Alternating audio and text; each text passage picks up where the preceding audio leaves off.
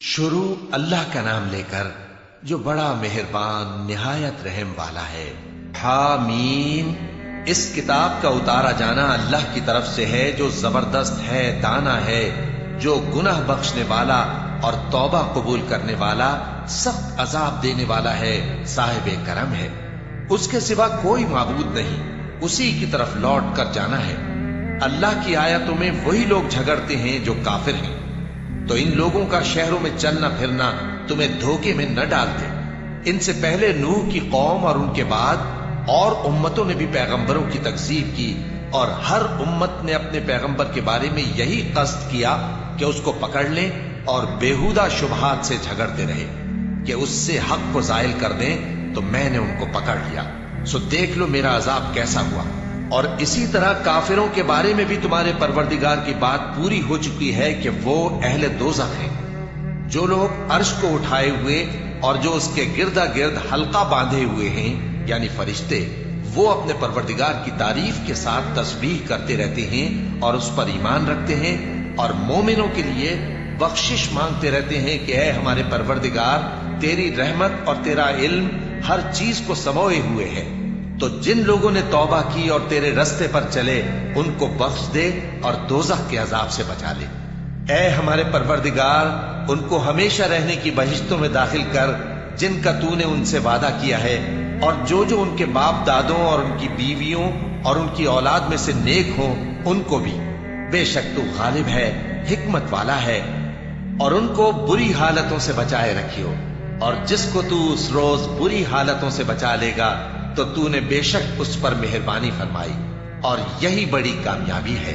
जिन लोगों ने कुफ्र किया, उनसे पुकार कर कह दिया जाएगा कि जब तुम दुनिया में ईमान की तरफ बुलाए जाते थे और मानते नहीं थे, तो अल्लाह इससे कहीं ज्यादा बेजार होता था जिस कदर तुम अपने आप से बेजार हो रहे हो। वो कहेंगे कि ऐ हमारे परवरदिगार, तूने हमको 2 दफा बेजान किया और 2 दफा जान बख्शी। हमको अपने गुनाहों का इकरार है, तो क्या निकलने की कोई सबील है? ये इसलिए कि जब तन्हा अल्लाह को पुकारा जाता था तो तुम इनकार कर देते थे, और अगर उसके साथ शरीक मुकर्रर किया जाता था तो मान लेते थे। सो हुक्म तो अल्लाह ही का है जो बुलंद व बाला है, बड़ा है। वही तो है जो तुमको अपनी निशानियां दिखाता है और तुम पर आसमान से रिज़्क़ उतारता है, और नसीहत तो वही हासिल करता है जो उसकी तरफ रुजू करता है। तो अल्लाह की इबादत को खालिस करके उसी को पुकारो, अगरचे काफिर बुरा ही माने। वो मालिक दराजात आली और साहिब अर्श है। अपने बंदों में से जिसको चाहता है अपने हुक्म से वही भेजता है, ताकि मुलाकात के दिन से डराए। जिस रोज वो निकल पड़ेंगे, उनकी कोई चीज अल्लाह से मख्फी न रहेगी। सवाल होगा, आज किसकी हुकूमत है? जवाब मिलेगा अल्लाह की, जो अकेला है, बड़ा जबरदस्त है। आज के दिन हर शख्स को उसके आमाल का बदला दिया जाएगा। आज किसी के हक में बेइंसाफी नहीं होगी। बेशक अल्लाह जल्द हिसाब लेने वाला है। और उनको करीब आने वाले दिन से डराओ, जबकि दिल गम से भरकर गलों तक आ रहे होंगे। जालिमों का कोई दोस्त नहीं होगा और न कोई सिफारिशी जिसकी बात कबूल की जाए। वो आंखों की खयानत को जानता है, और जो बातें सीनों में पोशीदा हैं उनको भी।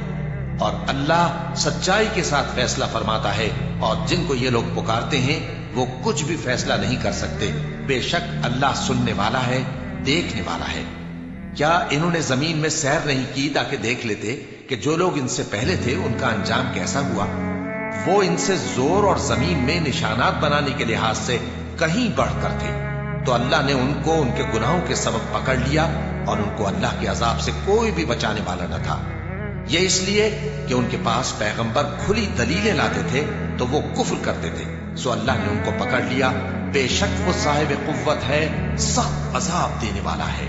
और हमने मूसा को अपनी निशानियां और दलीलें रोशन देकर भेजा, यानी फिरौन और हामान और कारून की तरफ। तो उन लोगों ने कहा कि ये तो जादूगर है, झूठा। गरज जब वो उनके पास हमारी तरफ से हक लेकर पहुंचे, तो वो कहने लगे कि जो लोग इसके साथ अल्लाह पर ईमान लाए हैं, उनके बेटों को कत्ल कर दो और बेटियों को जिंदा रहने दो। और काफिरों की तदबीरें बेठिकाने होती हैं। और फिरौन बोला कि मुझे छोड़ो कि मूसा को कत्ल कर दूं और वो अपने परवरदिगार को बुला ले। मुझे डर है कि वो कहीं तुम्हारे दीन को न बदल दे। या मुल्क में फसाद ना पैदा कर दे। और मूसा ने कहा कि मैं हर मुतकब्बिर से जो हिसाब के दिन यानी क़यामत पर ईमान नहीं लाता, अपने और तुम्हारे परवरदिगार की पनाह ले चुका हूं। और फिरौन के लोगों में से एक मोमिन शख्स जो अपने ईमान को पोशीदा रखता था कहने लगा, क्या तुम ऐसे शख्स को कत्ल करना चाहते हो जो कहता है कि मेरा परवरदिगार अल्लाह है और वो तुम्हारे पास तुम्हारे परवरदिगार की तरफ से निशानियां भी लेकर आया है? और अगर वो झूठा होगा तो उसके झूठ का जरर उसी को होगा, और अगर सच्चा होगा तो कोई सा अजाब जिसका वो तुमसे वादा करता है तुम पर वाक़े होकर रहेगा।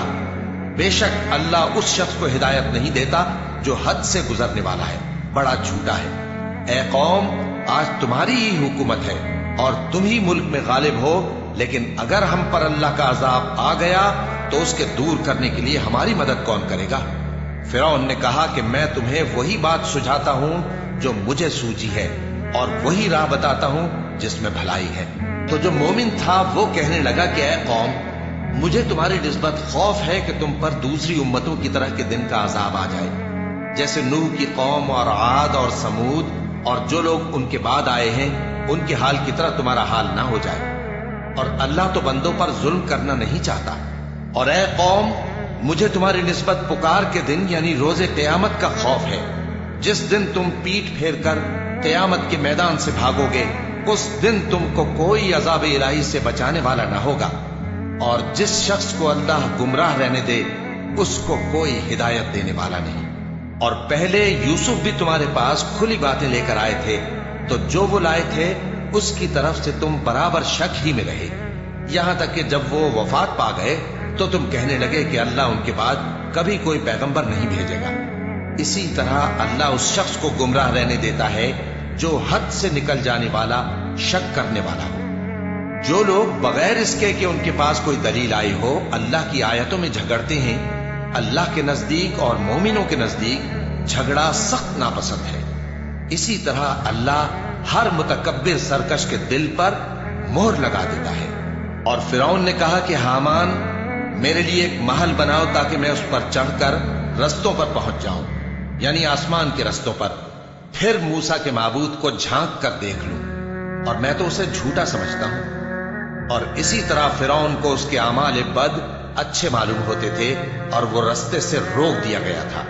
और फिरौन की तदबीर तो बेकार थी। और वो शख्स जो मोमिन था उसने कहा कि भाइयों, मेरे पीछे चलो, मैं तुम्हें भलाई का रास्ता दिखाऊंगा। भाइयों, ये दुनिया की जिंदगी चंद रोज फायदा उठाने की चीज है, और जो आखिरत है वही हमेशा रहने का घर है। जो बुरे काम करेगा उसको बदला भी वैसा ही मिलेगा, और जो नेक काम करेगा, मर्द हो या औरत, जबकि वो साहिब ईमान भी हो, तो ऐसे लोग बहिश्त में दाखिल होंगे, वहां उनको बेहिसाब रिस्क मिलेगा। और ए कौम, मेरा क्या हाल है कि मैं तो तुमको नजात की तरफ बुलाता हूं और तुम मुझे दोज़ख की आग की तरफ बुलाते हो। तुम मुझे इसलिए बुलाते हो कि अल्लाह के साथ कुफ्र करूं और उस चीज को उसका शरीक मुकर्रर करूं जिसका मुझे कुछ भी इल्म नहीं। और मैं तुमको इज्जत और इख्तिदार वाले, बख्शने वाले माबूद की तरफ बुलाता हूं। सच तो यह है कि जिस चीज की तरफ तुम मुझे बुलाते हो उसको दुनिया और आखिरत में बुलाने का कोई फायदा नहीं, और हमको अल्लाह की तरफ लौटना है, और हद से निकल जाने वाले ही दोज़खी हैं। जो बात मैं तुमसे कहता हूं तुम उसे आगे चलकर याद करोगे, और मैं अपना मामला अल्लाह के सुपुर्द करता हूं। बेशक अल्लाह बंदों को देखने वाला है। गरज अल्लाह ने उसको उन लोगों की तदबीरों की बुराइयों से महफूज रखा, और फिरौन वालों को बुरे अजाब ने आ घेरा, यानी आतशे जहन्नम के सुबह शाम उसके सामने पेश किए जाते हैं। और जिस रोज क़यामत बर्पा होगी, हुक्म होगा कि फिरौन वालों को सख्त अजाब में दाखिल करो। और जब वो दोज़ख में झगड़ेंगे तो गरीब लोग बड़े आदमियों से कहेंगे कि हम तो तुम्हारे ताबे थे, तो क्या तुम दोज़ख के अजाब का कुछ हिस्सा हमसे दूर कर सकते हो? बड़े आदमी कहेंगे कि तुम भी और हम भी सब दोज़ख में हैं। अल्लाह बंदों में फैसला कर चुका है। और जो लोग आग में जल रहे होंगे वो दोज़ख के दारोगों से कहेंगे कि अपने परवरदिगार से पुकार कर कहो कि वो एक रोज तो हमसे थोड़ा सा अजाब हल्का कर दे। वो कहेंगे कि क्या तुम्हारे पास तुम्हारे पैगंबर निशानियां लेकर नहीं आए थे? दोज़खी कहेंगे क्यों नहीं? तो वो कहेंगे कि तुम ही पुकार लो। اور کافروں کی پکار اس روز بیکار ہوگی۔ ہم اپنے پیغمبروں کی اور جو لوگ ایمان لائے ہیں ان کی دنیا کی زندگی میں بھی مدد کرتے ہیں، اور جس دن گواہ کھڑے ہوں گے یعنی قیامت کو بھی، جس دن ظالموں کو ان کی معذرت کچھ فائدہ نہ دے گی، اور ان کے لیے لعنت اور ان کے لیے برا گھر ہے۔ اور ہم نے موسیٰ کو ہدایت کی کتاب دی اور بنی اسرائیل کو اس کتاب کا وارث بنایا، جو عقل والوں کے لیے ہدایت اور نصیحت تھی۔